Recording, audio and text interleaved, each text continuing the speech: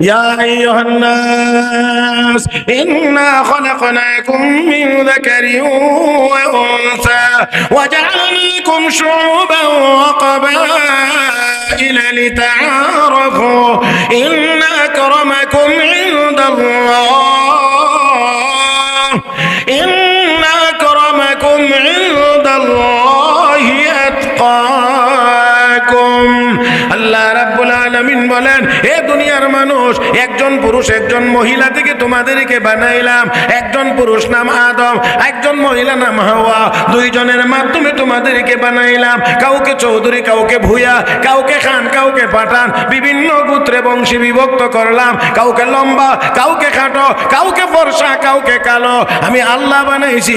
এর ভিতরে মর্যাদার কোনো ব্যবস্থা নাই। লিতাআরাফু, একজন আর একজনকে যেন সহজে চিনতে পারো, সেই জন্য মর্যাদার মাপকাঠি। ইন্না আকরামাকুম ইনদাল্লাহি আতকাকুম, তোমাদের মধ্যে যেই লোকটার কলবে আমার ভয় বেশি, আমি আল্লাহর দরবারে ওই লোকটার মর্যাদা বেশি।